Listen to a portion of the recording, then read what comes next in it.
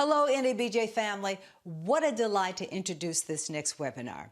As many of you know, NABJ has a rich history of advocacy. In the early days, NABJ fought to increase the number of African Americans in our nation's newsrooms, and we still work hard to ensure that our members have active news gathering roles in the communities they serve. But we haven't stopped there. Our administration has made it our goal to increase the number of African Americans in high management positions. That's why I am thrilled that several of our members have broken through the glass ceiling and have taken leadership positions in the print, digital, and broadcast space. In this leadership series presented by MSNBC and ABC, I'm proud to welcome two extraordinary leaders, longtime members who have given their time, shared their expertise, and answered the call when we needed them. Our sincere thanks to Rashida Jones, President of MSNBC, and Kim Godwin, President, ABC News. Both share their journeys through the ranks of news management with our moderators, two student members who are embarking on their own journalism paths. Sara Avery is a student at Hampton University, and Sara Lyons is a recent graduate from FAMU. We know you will enjoy this spirited and informative conversation. Hello, NABJ, and welcome to our NABJ Leadership Series. I'm Kim Godwin, President of ABC News, and we're coming to you live from TV3, our headquarters in New York City, home of World News Tonight with David Muir. Welcome, Rashida. Thank you, thank you. I'm Rashida Jones, President of MSNBC. Thank you all for watching and listening. Thank you to Dorothy Tucker for that wonderful message. We're longtime producers and journalists. Normally, we're the ones asking the questions. We're usually the ones putting other people in the hot seat. But today, we have a special treat, we hope, right? In this event, sponsored by MSNBC and ABC News, we are in the hot seat. And we're joined by two students from our alma maters. Please welcome Sara Avery and Sara Lyons. Sara, why don't you start with your introduction? Thank you, Kim. Hi, I'm Sara Avery, and I'm a rising senior journalism major, political science minor, and member of the Freddie T. Davie Honors College at Hampton University. I'm the incoming editor-in-chief of our school paper, The Hampton Script, and incoming co-executive producer of WHOV TV and Radio. And I'm Sara Lyons, a recent graduate from Florida A&M University, currently a freelance journalist covering race, justice, politics, and Christianity. Today, we're very lucky to have two great journalists and leaders in our fields, Kim Godwin and Rashida Jones. Kim is the president of ABC News and is the first Black woman to lead a broadcast network's news division. She also was most recently the executive vice president of news at CBS News and a FAMU alum. And Rashida is the president of MSNBC and is the first Black woman to lead a cable news network. She previously served as senior vice president for NBC News and MSNBC and is also a Hampton alum. Welcome to you both. Thank you very much. Thank you. We're so excited, so let's just jump straight into it. Kim, you were named president of ABC News in April. What was your initial reaction when you found out? Yes, yes. I literally did sit in front of the computer because it was a Zoom, and I said that. But it was really a moment of shock and awe, followed by gratitude and jubilation, really. It was the culmination of not only my life, but my mother's life and her efforts. And she just happened to be visiting. And I ran out after I did my yeses and ran out. And my mom, we hugged and cried. And it really was just a real appreciation for the opportunity to do what I felt I had worked so hard for. You know, when you feel like you have worked your entire life to get to a certain point and you're given the opportunity to do it, I was just extremely grateful. That's awesome. Yes, amazing. And Rashida, what was your reaction to being named president of MSNBC? Yeah, so I think very much share Kim's sentiment here. I was excited. The first thing that came to mind is, man, I am ready. Like, I was ready for this. I didn't know where opportunity would come, but I knew I was doing everything that I could to prepare for the next big opportunity. And so I was excited because I felt ready to take on the challenge, and I felt like I was prepared for it. It was interesting because my conversation was similar on a computer, and it just so happened my daughter, who's 12, was just off camera listening to the entire conversation. So she got to share in that with me and like hear not only what the conversation was, but to also see my reaction afterwards, where I was just excited and happy. And so I thought about my daughter and even my son, who they've grown up in this and they've seen it through all of the different levels of my career. But I also thought about the me from Hampton, the me that was 17 years old walking on campus. I knew I wanted to be a journalist. I didn't know what exactly that looked like and what that meant. I didn't know what the heights were that I could reach. And it did make me think about, you started this thought, this dream, this journey so many years ago, and this is where it got you. That's incredible. Kim, what about journalism piqued your interest and led you to pursue it as a career? Well, it's interesting listening to Rashida's walk, because mine was different. And I think there's a lesson in that for everybody who's listening. Everybody's walk is different, so you have to own your own story. But I didn't grow up wanting to be a journalist. I grew up just wanting to do the best I could and get to college. And I chose my major at college, which was pre-med when I went in, based on wanting to make my family proud. And in my mind, that meant I had to be a doctor or a lawyer, and I chose a doctor until I got into my first chemistry class. And then it was all over. I was like, oh no, there is no way I can do 4 years of that. And so then I started looking at really, what are you good at? And I had won writing awards in high school, oratorical contests at church, and I enjoyed writing and talking. And I looked around, it's like, oh, journalism, that's what they do, right? And I went into the building, and literally that's how I fell into it. But once I got there, I realized, wow, I have found my passion. I really just loved everything about it. And from the beginning, I thought, how important is this profession? It really is a cornerstone of democracy. Without a free press, there is no America. Like, I bought into all of that and really took it very seriously, and the study of the profession very seriously. We had great professors at FAMU. Back then, they were old radio guys and people from newspapers who had just come off the beat. And so the enthusiasm that they had really transferred to many of the students, including me. I walked around with a notepad from that day on, basically. Wow. Yeah. That's amazing. And Rashida, you started a newsletter in your neighborhood while you were just in 3rd grade.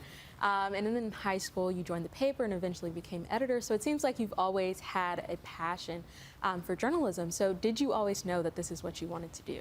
So I always knew I wanted to be a writer. Early on, really until I got to college, I didn't even really know what the different lanes and avenues and opportunities were in journalism. So I knew I wanted to be a writer. I thought that meant be an English major, maybe you become a teacher. I joined the newspaper in high school and realized, oh, there's like a whole career path that's just storytelling. But I didn't know about television. And so I knew I wanted to be a storyteller, but I didn't know anything about broadcast. So when I started college, I was a print major because I didn't know anything differently. I knew we had a newspaper in town that was people right there, so I wanted to do that. And it was probably 3 weeks into my freshman year where I learned about broadcast and I learned about the different roles. And what drew me to producing in particular was it was a combination of storytelling, story selection, really setting the agenda, but also being a leader. And I've been called bossy in my day. I have younger siblings, and so they may attest to that. But I always felt like I had this calling to take the lead and take charge and direct people and that sort of thing. And so when I realized, producing and the broadcast space brought all of those worlds together, it was kind of like, sign me up. Where do I get to do this? And Kim said something that I thought was really important, because I felt this from a very early point in my career. I was passionate about it. It felt like a calling. I don't have a single other thing that I could imagine doing in my life. If time and money and opportunity were no objects, like, this is the thing that I would want to do. And so I've always felt pulled to this work, to this industry, and just I've been fueled by the passion. That's awesome. It's great to hear both of you guys speak from, your different journeys leading up to this point. Yeah. Kim, you are a Florida A&M graduate, as well as a former, go Rattlers, as well as a former professor and director for the School of Journalism and Graphic Communication. Can you tell us about some of the leadership roles that you held as a student that have, transferred over, and some of the same skills that you use today on a larger scale? Yes, it's funny. I don't want to say, as Rashida said, but we are so, even we almost dressed alike today. Our nails are the same color. Your nails are the same color. This is the third time that we've been together, and every time we have on almost the same outfit. It's really, so, but yeah, you know, it really is about, you know, recognizing who you are when you're younger. And I was that kid who was always, let's do this, let's try this. What if we did this? What if we tried that? And it's sort of, in my college years, journalism was perfect for that, because it is a combination, especially when you want to go into management, right, of leadership. Let's try, let's do, let's look at, curiosity, what about, what if, you know, those questions. So you have to be a little bit nosy, and there has to be energy and passion around that. So everything I did in college was around that, you know. So I was in a sorority, which I think we're going to talk about. I still am. But you know, from the moment I joined that, I became the assistant dean of pledges, then the dean of pledges. It is something that you recognize as a gift, leadership and organization, and all of us have to work within our gifts, right? Because we all have them. We all have them, and recognize what they are. And so in college, you know, that my opportunity in leadership was anything I was doing, was just trying to get get people rallied around the mission, the goal. Let's do this. Let's try this. Let's, you know, college radio station, college newspaper, college TV station. It was all about let's do, let's try, let's move forward.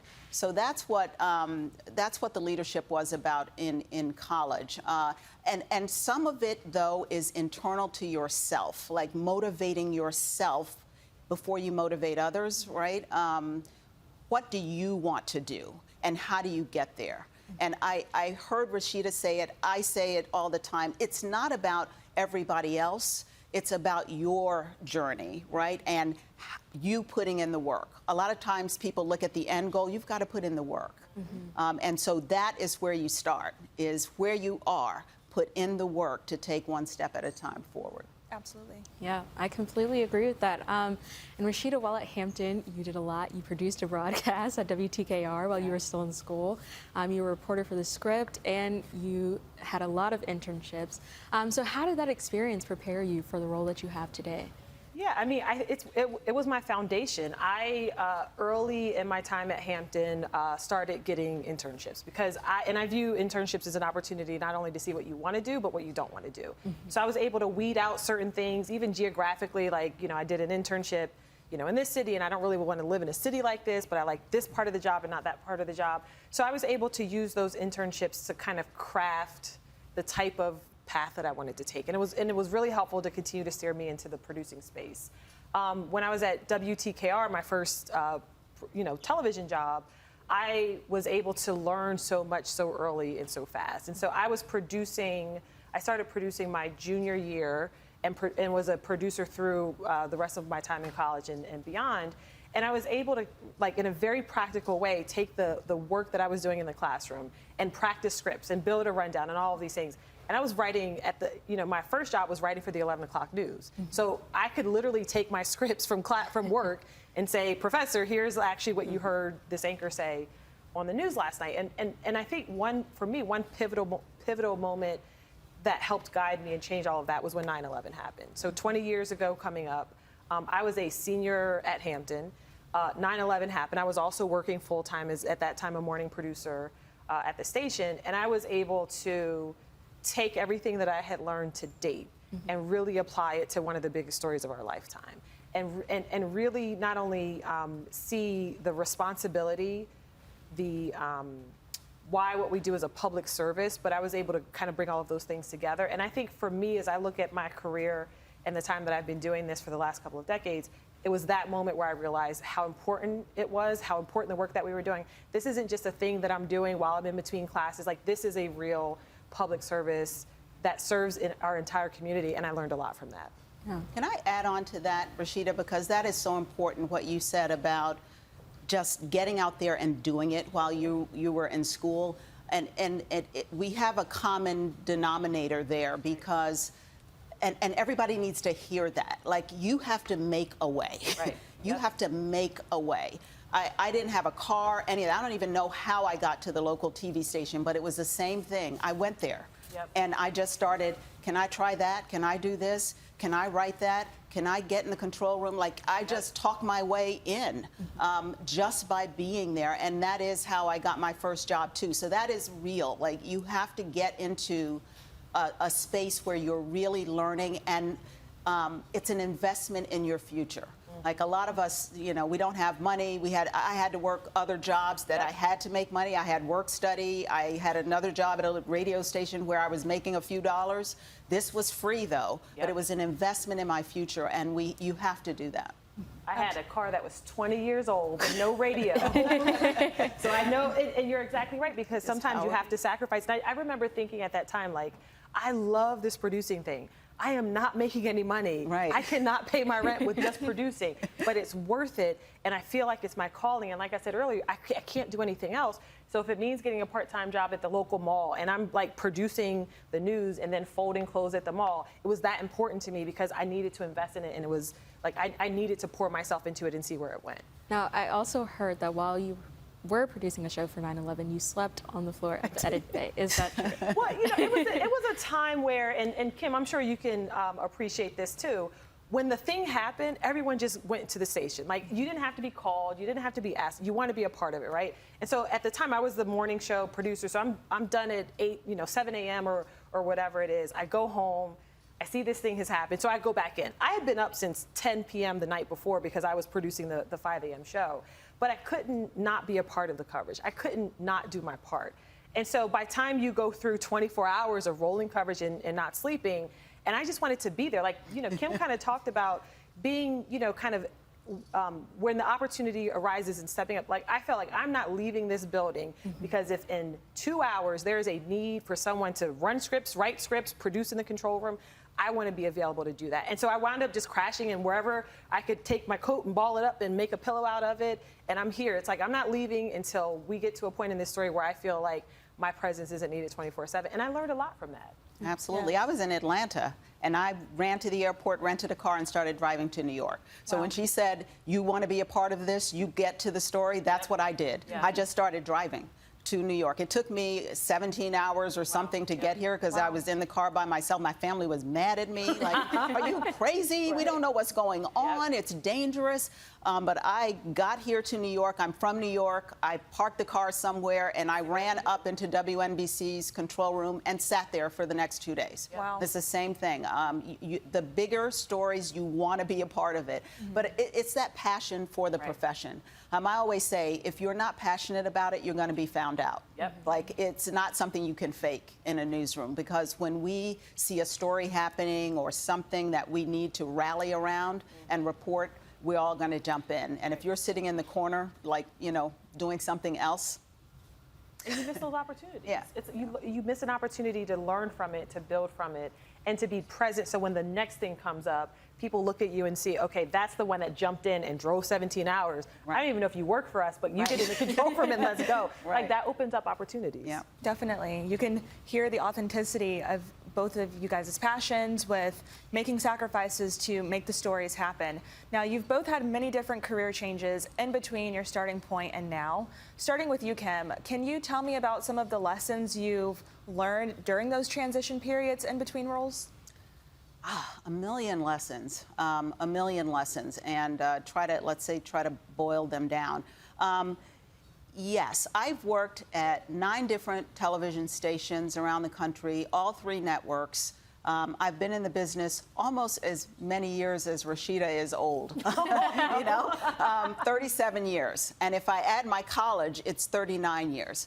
And I said this to Rashida when we had dinner not long ago. I look at her and I see progress. I'm so proud of it, because it's taken me, and I'll go ahead and say it, 57 years to get here. Yeah, and but she's there now. And so that to me shows progress. It shows the few years that I might have been working before her, that we're all standing on each other's shoulders, and so many people watching us now, so many other journalists that came before us. We stand on your hopes, dreams, hard work, all of that. It's so, it fuels me every day. So when you look at the career and the changes, if I were to boil it down, it's all about learning from each experience, right? And when you get into any position, before you start talking about the next one, and I know Rashida knows what I'm talking about. So a lot of people come in and they're talking about the next thing, and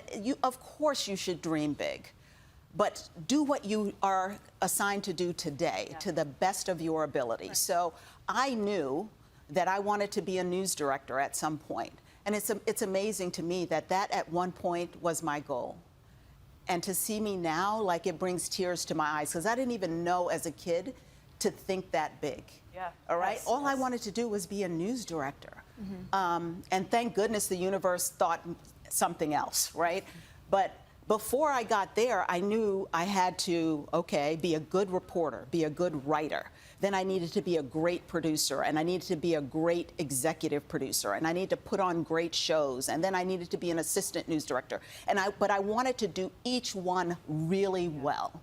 And you know when it's time to move to the next position, because you have learned just about everything you can learn in that position, and you're ready for the next challenge. So that was one of the main things I learned, is to be patient, but okay, I'm ready for the next challenge. I could keep doing this. It's too easy. It's, a different day, a different story. But I need to be challenged. I need to learn something I don't know. I need to know about budgets. I need to know about strategy. I need to get in that meeting. Like, I started doing that.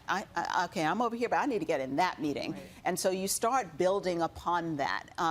And just one step at a time. I have a sign in my office that says something like, you don't have to take the whole staircase. Just take one step at a time. And that still is true. Yes, I love that quote. And I really like how you focused on not, getting overwhelmed with what's next, but mastering and perfecting with where you are right now. And I have the same question to you as well, Rashida. When you were in those moments of transition, what were you feeling? What were you learning in those experiences? So it's interesting, and Kim, you said something that I shared, in that I didn't even dream as big as a news director at first. Like, I remember very vividly at my first job, and one of my friends recently sent me pictures of us in the newsroom from my first job 20-something years ago, right? And I remember being in there thinking, one day, no time soon, maybe when I'm like 40 or something, I want to be an executive producer. Like, that is as big and bold and far that I dreamed. And that to me, that was when I'm much more established, much older, that's where I would go. And so, and I got my first executive producer job about 7 years in, and I remember thinking, oh my God, like, what do I do? What else do I do? Like, I don't even know how to dream bigger than that. And so every step beyond that, I've never taken for granted. And I think, if anything, I've learned that it's okay to think bigger. It's okay to dream bigger. I think one of the things that I know both of us take very seriously is the fact that just by being in the roles that we're in, by earning the roles that we're in, we are at least making it clear to the folks who are coming up under us that you can dream this big plus. Like, please dream bigger than what Kim and I are doing. Right. But having being able to be the example of that makes a difference. So as I transitioned through jobs, it was, I would say, thing number one was think as big as possible and as you're interested in. Everyone also doesn't want to soar to the very top job in the shop, right? So, but think bigger beyond just what you see or what you know or what you think you're capable of. And then number two, and Kim said some of this too, is like, make sure you're learning something every step of the way. Make sure every move that you make is deliberate, it's intentional. You know what your ultimate path is. That can continue to iterate and evolve as you get further along in your career. But have some sense of a game plan and think about, where does this next job, if I'm looking at my portfolio, this next job will help fill in these gaps. And then it gives me exposure to this that will then fill in these gaps. And so, just being kind of thoughtful and strategic about where does that go? How do you take what you're doing and build upon it? And then the third thing I would say through all of those moves and transitions is find a way to continue to build your own personal network. Every job where I've worked, to this day, I keep in touch with everyone from every shop I've worked in. I've got people who I consider mentors. I've got people who I consider mentees. I've got people who I consider friends. But I've learned something from all of those people. And so as you build, kind of think about, you're building a house and you're adding in the experience. Also add in the relationships and the people, because that stuff will serve you well as you continue on. Absolutely. Yeah, it's definitely important. shift a little bit. Let's talk about overcoming challenges and doubters around you. An example of that, Rashida, in a 2019 panel with the Female Quotient, you said that a former colleague told you that you would not be a great producer until you got more experience. Yeah. Can you talk about how that experience affected you and how you navigated that challenges and other challenges that you faced? I mean, I remember it like it was yesterday. I was arguably one of the strongest producers in the newsroom. I was the youngest because I started early. I told you guys I started like full-time producing my junior year of college. And so, but I was a good writer. I understood the craft. When you're a producer, you also have to be a good leader because you're the person who doesn't necessarily have the title, but you have to get people to do what you want anyway. And so like those were things that I felt like I did very well. And I was early in my career, but I was building. And I remember when this person said, you have all the skills, you're one of our best writers, you know how to stack a show, you know how to booth, but you're not really gonna be great until you're older. And I was just like, I can't control, like I can build my craft, but I can't control my age. And I remember literally at the moment being devastated. And I would say it's probably one of the last times, if not the last time, where I let someone else's opinion about me and my work affect how I felt. Mm-hmm. One of the things I learned from that experience is that is his problem. Like if he feels like my age is a barrier, that's something he needs to come to Jesus with, deal with it, sort it out, process that. I know who I am, I know what I am, I know what I'm capable of, and I'm not gonna let other people dictate how I feel about what I'm doing.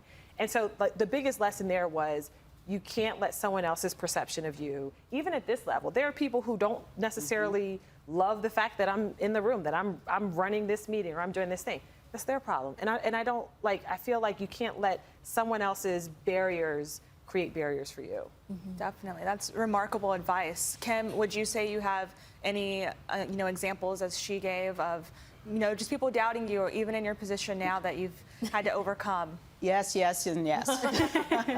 I mean, all of us probably have those kinds of examples. There was a news director. Now, I wanted to be a news director, and I went into him and said, one day I want to be a news director. And he said, oh, it's going to take you 10, 15 years to get where I am. And that motivated me. I was like, okay. I'll show you. I'll show you. Yep. I think it was 3 years later, I was competing against him as the news director in Cleveland. Wow. He was running one shop and I was running the other. I thought he might be big enough to call, and he didn't, to say welcome to town or whatever. I think I might have called him, hey, I'm over here.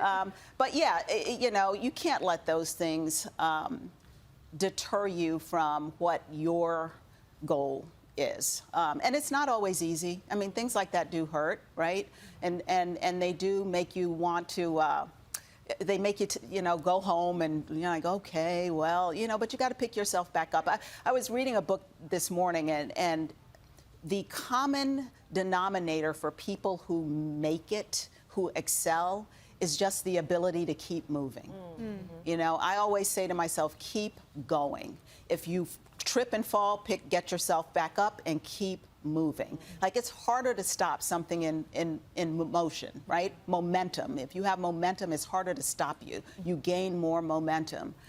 So you just have to, brush that stuff off and keep moving, keep going. Absolutely, using it as fuel instead of letting it stop you. Love that. Now, in 2020, Zippia reported that African Americans only make up 7.5% of the journalist workforce.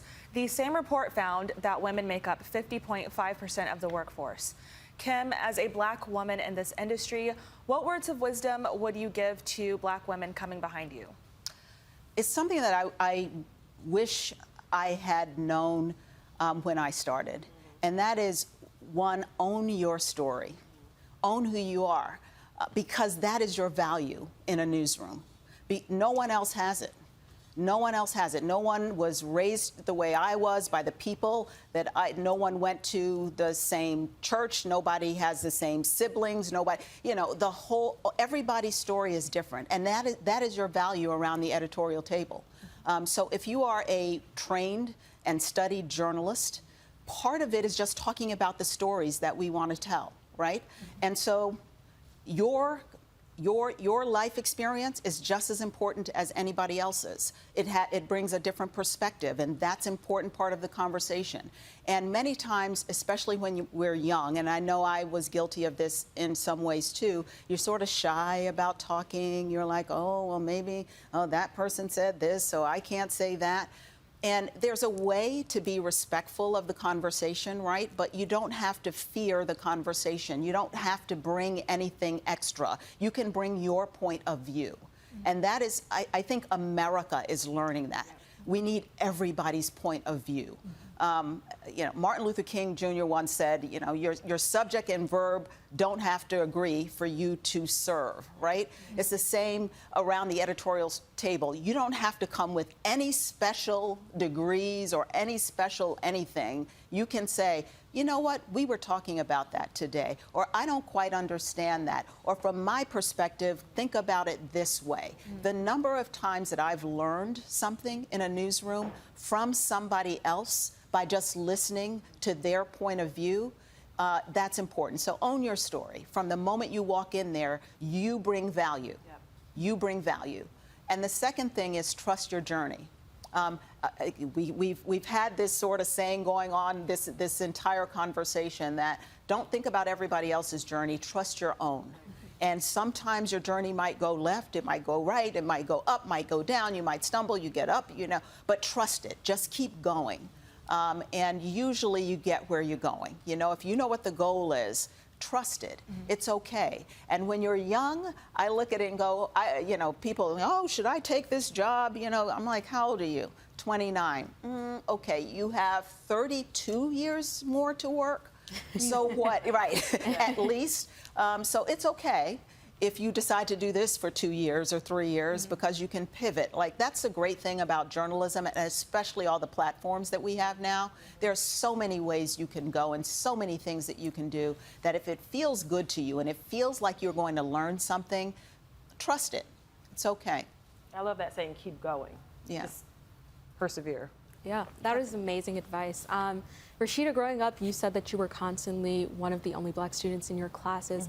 How did that affect you growing up, and how did going to an HBCU change your perspective? Yeah, I was pretty deliberate about wanting to go to an HBCU. So I grew up in York, Pennsylvania, through the 8th grade, and I was, whether it was me, my sister, and brother, we were at times the only 3 Black kids in the school, sometimes the only, you know, 3 of 5 maybe out of an entire 8 years of elementary school. And I learned kind of how to adapt and socialize with other people, because the neighborhood that I lived in was all Black. The school that I went to was almost all white. And so I think one of the things I learned in that space was kind of appreciating the differences, but I would also say not being insecure about the differences. You know, I was very proud of who I was and what my life was and what my family was. And so I kind of built up that duality in those early years. We moved to Virginia the summer before my high school, and so my high school was majority Black. I went to Catholic elementary school, public high school, so it was, you know, okay, we don't wear uniforms anymore. I don't even know how the kids here dress. What is Virginia? What are the styles here, and what do you do in public school? Because I'm used to pleats and plaid. But I appreciated being around people who looked more like me, who had life experiences more similar to mine. And so it was one of the reasons that I chose Hampton. I wanted to go to a place where I felt like for this period, and I know the whole world isn't like this all the time, but for a finite period, for 4 years, I want to immerse myself in what I considered my own culture. I didn't have any reservations or insecurities about, well, when you go back into the real world, you have to learn how to socialize and navigate. Like, I knew how to do that, but I needed that kind of underscore of my own culture and my own experience. And I got that from Hampton. And Hampton is unique because as much as we are an HBCU, and you know this, you're wearing your Hampton blue today, you know, it's all about the pursuit of excellence. And it's all about, you know, reaching the highest pinnacles that you could. And so, again, choosing Hampton in particular, I got the balance of the culture piece of it. But if you're really striving to be the top, this is a place that produces CEOs and doctors and lawyers and top journalists. Like, I also got that in that experience as well, and that was important. Yes, we are known as the standard of excellence. Standard of excellence, that's right. Yes. Absolutely. We definitely want to circle back and talk about HBCUs more. I kind of want to shift gears for a moment because this is very important to mention. Now, during the Trump presidency, trust in the media, especially major networks such as ABC and NBC, saw a major decline. To Kim first, what was that like working through that period, and how are you both working to combat this new motion that the mainstream media is biased and pushes fake news? Look, that was tough, is the best way to say it. It was just tough for all journalists because we don't wake up in the morning saying, let's see whose life we can ruin and how, how can we get this wrong today? We're very serious about wanting to get it right. Right, so that was tough to see that, and the way we combated it was by getting it right. Right. I always say, I quote a book, and people in the control room probably can go along with me right now, but our first obligation is to truth, our first loyalty is to citizens. It's from one of the journalism books that I read at FAMU early on. So we are not here on our own behalf. As journalists, we're there to ask questions on behalf of the citizens we serve. Most people will never get in front of the president to ask a question, or in front of their governor or their mayor, or go to a city council meeting. Most people won't do that because they're too busy trying to live and work and raise their kids. So we are there to ask questions on their behalf so that as informed citizens, they can make informed decisions. Right? So that's our purpose. It's not our own personal agendas. It's on behalf of the citizens we serve. So, we kept talking about that in our newsrooms. I've been at 2 networks now, but about who we are serving and what the importance of that is. And I really think, in its own way, the pandemic and the racial reckoning in the country helped America to see that again, because the pandemic, they needed us. We were the source of minute-by-minute information, especially when it was first happening. I mean, we were all shocked as a nation, but we had to make sure that we were available and giving people all the information that they needed so that they could make informed decisions. We had to make sure that we were making sure we covered all communities, that it wasn't just this community or that community, that we were telling the stories that were happening all across America. So the pandemic helped us, and the racial reckoning did as well, because it was front and center. And it was, we were asking the right questions and calling people into order around those things. So in a weird way, the news cycle has helped us. And now that we have a different administration, it isn't about politics. We're going to hold that president, the new president, to the same standard that we held every other president. We're going to ask tough questions because, again, it's not about us. It's not about our own personal politics. It's about the citizens that we serve. Definitely. And I mentioned the Trump presidency, but we are in the post-Trump era. There's still that lingering of distrust between the public and us. There's still disinformation and misinformation and an abundance online. Same question to you, Rashida. How did you navigate through that, and how are you still currently navigating through it? I mean, I would go back to something Kim said, which is push forward. We have a job to do. We have a public service to do. It's something that you take seriously. This is not an industry for the weak-hearted. It's not an industry for those who aren't passionate about this work. And what made it difficult during that period is the times where it became personal, where it wasn't just about the media, and it became about people or institutions. And so, again, we're all human. That was a difficult time, but our responsibility in the public service, I think, is the only thing that fueled us. We knew we had to be there to do the job that we had to do, regardless of the noise. And I think when you focus on what is our responsibility, what is the need, what is the function of the media, and channel out all of the other noise, it allows you to just kind of really focus on what needs to be done. Absolutely. Yeah. And Kim, you mentioned the racial reckoning, and we're going to circle back to that later. But first, COVID-19 has reimagined what our newsrooms look like today, with many employees still working from home. To Rashida first, how have you both navigated your new roles during the pandemic that has altered our way of connection in an industry that relies so heavily on communication? Yeah, I mean, it was interesting because, you know, in the last year and a half, when this all started, we were ramping up coverage of the 2020 election. And so in my previous role, I was focused on things like producing debates and town halls and election coverage and primaries in Iowa and New Hampshire and all this other stuff. And so we had to adjust in real time. And it's almost like you could see the evolution of this over the course of our coverage, where it's like, all right, we're sending 300 people to Iowa for coverage.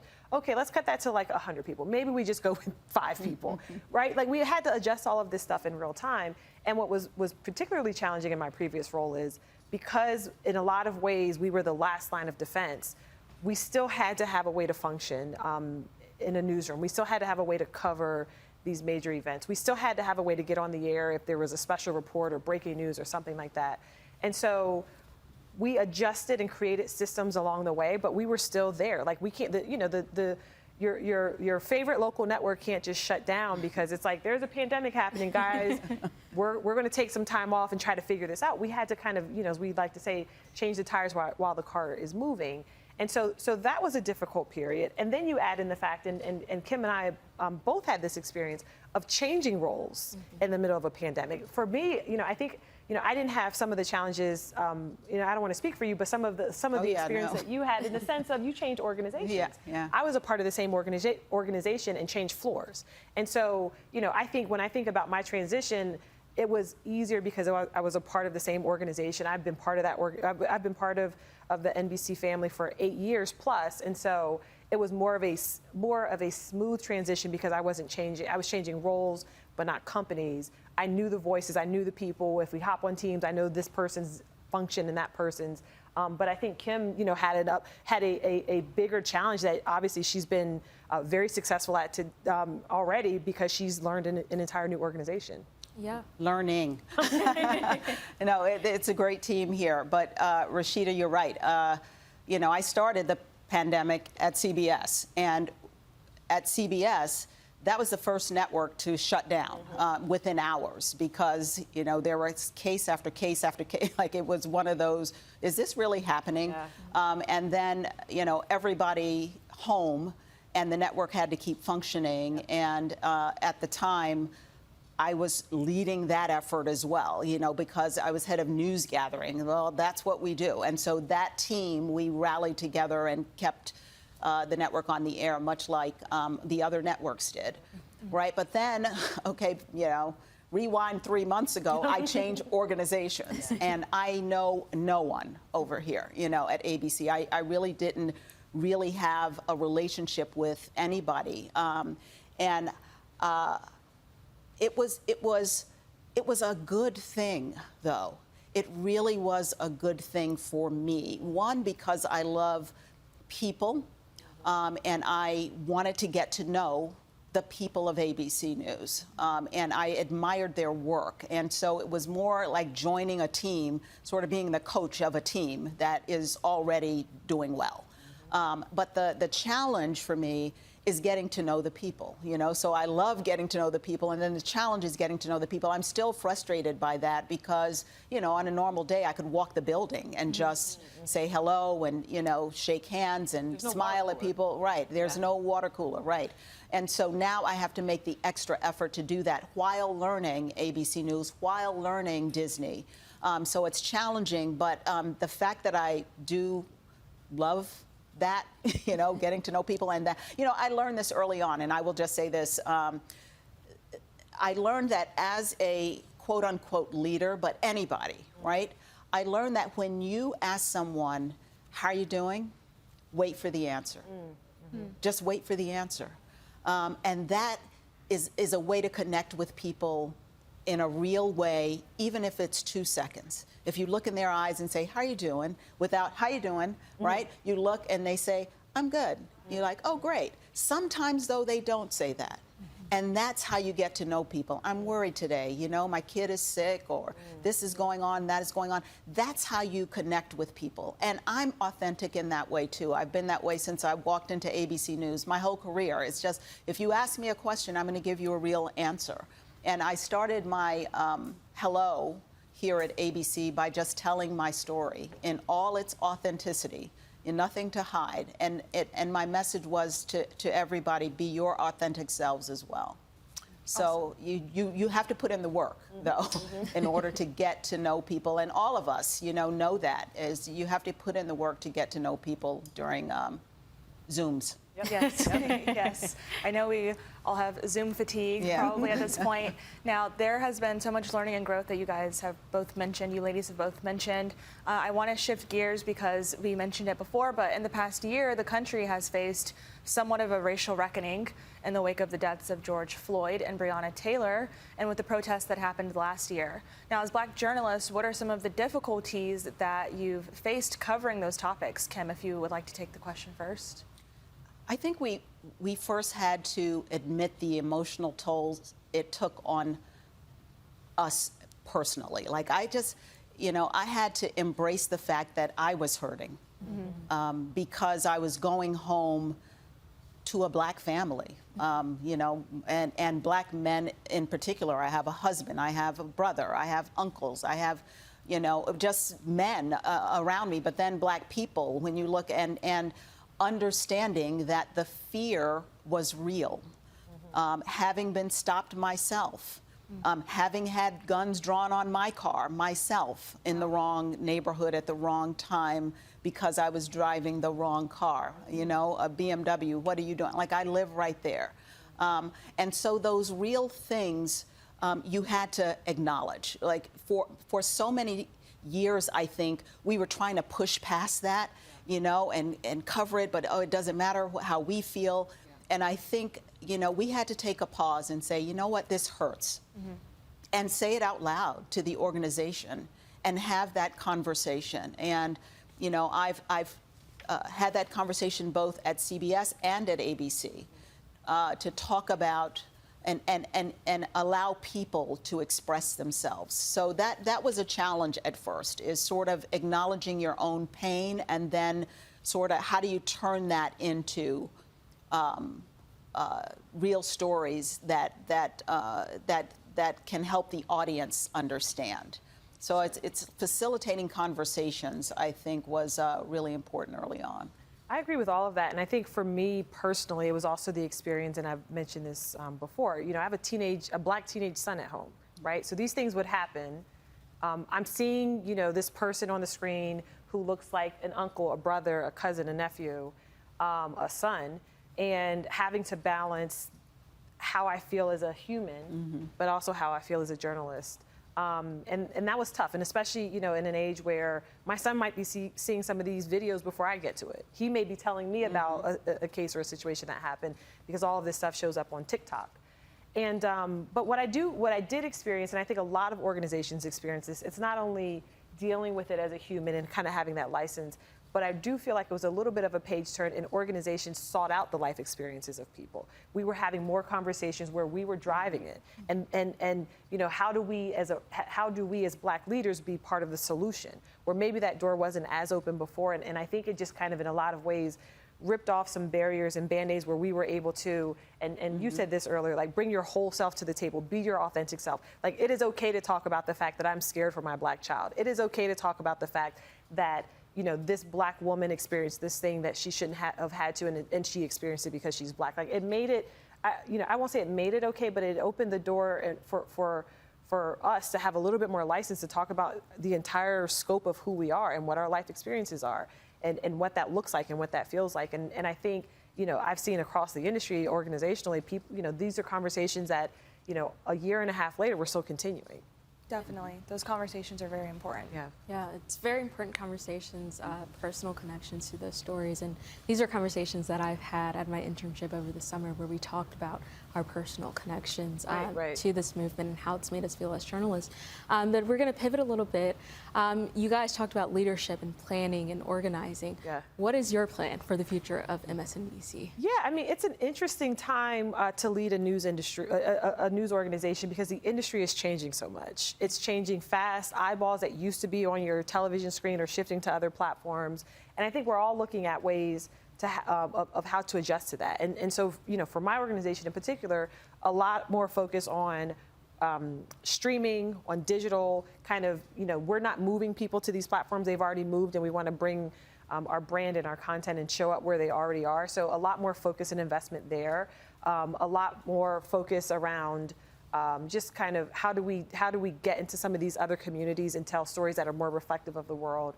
And then I would say, like, most importantly for me, and this has been a big focus of mine in the last 6.5 months that I've been into this job, is culturally, what type of organization do I want to lead? What type of organization do I want to work for? What kind of employees, what is the culture of the organization? And a lot of my focus has been on what can we do to continue to make this a place where we're proud to work, we feel fulfilled, we feel like there's opportunity, and we feel respected. And that's been a big priority for me. Yeah. Definitely. And in the same regard to you, Kim, as you mentioned, you switched from CBS to ABC in the middle of the pandemic and everything else that was going on. What are some of your goals as president of ABC News? I'm gonna say what she said. The goals are very similar in that, ABC News is a premier news organization. So I want to keep that pole position, and I want it to get stronger and stronger and stronger and stronger. But to the point of the changing landscape, I always talk about we want to be the #1 news organization wherever you are, whenever you want us, on whatever device you're on, right? So that is a lot because there are so many places and ways people consume news. But you have to be, because the future is happening. The future is now. Right. Things are moving. Mm-hmm. And then culturally is most important of all. And I think that's been a thread through our entire conversation today, is how important it is for people to bring their entire selves to work, and how important it is for the culture to embrace that. And it reminds me of FAMU's motto, which is excellence with caring. And I've said that too, with caring. It's okay to be driven and passionate and want things to go right. But can we put a little sugar on that? Mm-hmm.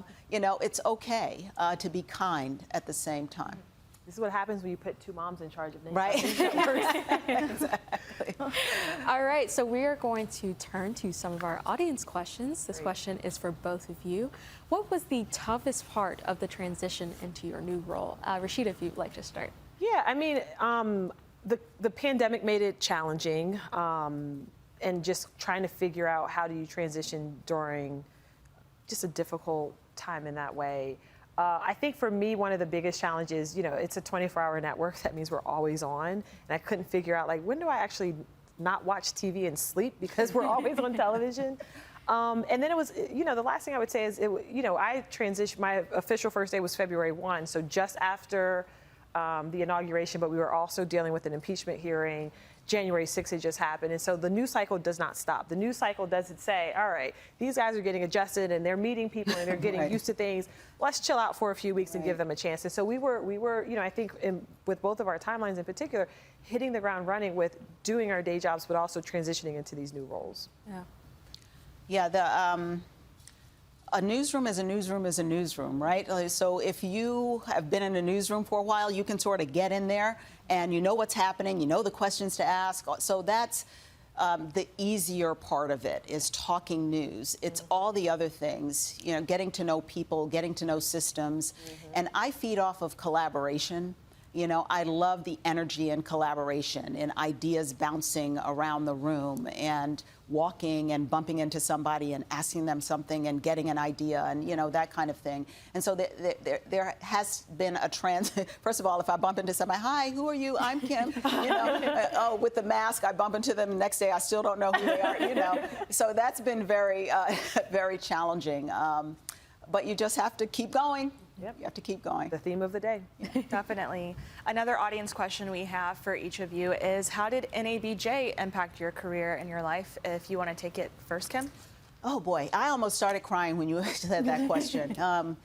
I grew up at NABJ, and I still remember being, one of my best friends is Rashida's, she works at MSNBC, Yvette Miley, and Yvette and I were at WPTV in West Palm Beach, and Sidmel Esty Sumter, who was, you know, she's passed away now, but she was a strong producer out of Atlanta. She came through town and started talking about this NABJ thing. And we were like, oh, okay, you know, okay. And we were like, we don't have any money to go to a convention. What are you talking about? We could barely, you know, eat. Yeah. I'm at Yvette's mama's house now trying to get to the table, you know. The Sunday dinner yeah, you talked about. Yeah, Yep. the Sunday dinner, right. I was like, oh, I just show up on Sundays. Hey. But, you know, she came and talked about NABJ, and she's like, you have to go. And, you know, like, we're like, okay, well, you know, and then we started the organization there in West Palm, and we made it to a convention, and that was all she wrote. Like, I was fed so much there, not only from people who interacted with me and said, Kim, do this, try this, I learned this, don't do that, no, no, no. Put your hair a different way, girl, do that. You know, all of that. Like, there is honesty there. It's a family in that way. A lot of people that I met in the 1980s at NABJ, now we're all doing different things. Like, we all, you know, I had a car that ticked at the time because I didn't know to change the oil. I thought you just had to check the oil. Anyway, so, like, you know, we look at our journeys, and it feeds my soul. And NABJ has just been terrific. And all along the way, the entire way of my career, they've been there. You know, they've been there to help me, to guide me, and to feed new other people, you know, toward the organizations where I was, when I'm looking for this or that, a producer or a reporter or whatever. You know, the conventions are real, and it also provided an opportunity for other people in the organization who were not Black. Right? People not of color to interact with us. Right. And that was a terrific opportunity at job fairs to bring all the EPs from shows and the presidents of networks who before now didn't look like us, Rashida. No, they didn't. But they came to NABJ and interacted. So it's just been a phenomenal walk. You said something in there that I think is an example that most people would use, and it's the sense of family. You know, it is a family. It doesn't matter what city you're in. It doesn't matter what the culture of the city is, because we will bring our culture to that city. I won't call out any specific cities. We had to do that. But it's the family feel. I remember the first time I went to NABJ, and I remember, like, hitting the floor of the job fair, and I met, I was a new news director at the time, and only reason I went the week after I started that job, because I didn't know if I would change jobs by then. So I was like, well, if I don't have I knew I would have a job, but if I don't move jobs by NABJ, I'm going to go. Right. I was like, I paid for it. I'm not going to go.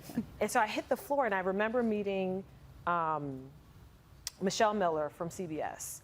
And I met her because I had just started a week beforehand as news director in Columbia, South Carolina.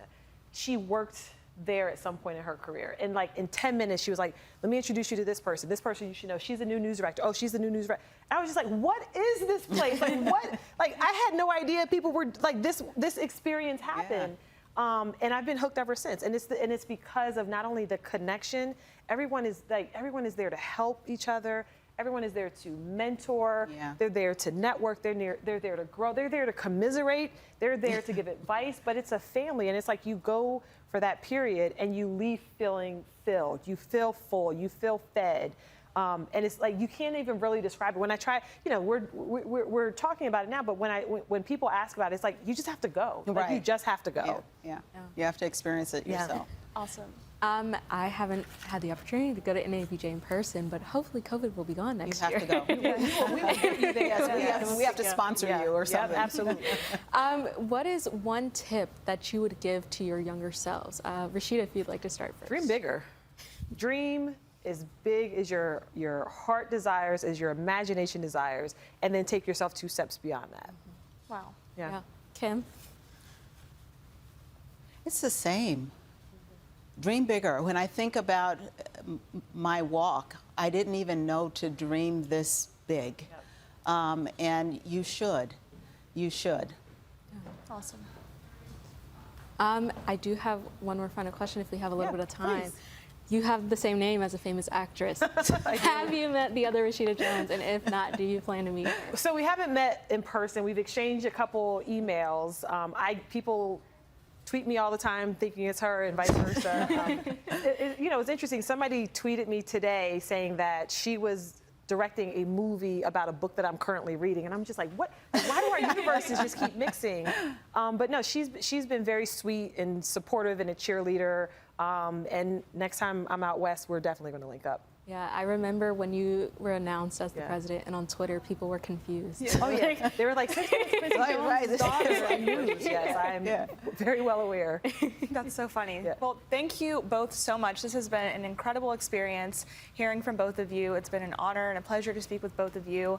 And we want to hand it back over to you. Absolutely. Thank you guys so much. You did an amazing job. You are the future here. Thank you for having us at ABC News. I hope you guys had fun. I hope this was interesting for everyone watching. I hope everyone enjoys the rest of the programming and have a great rest of the day. See you soon. Thanks.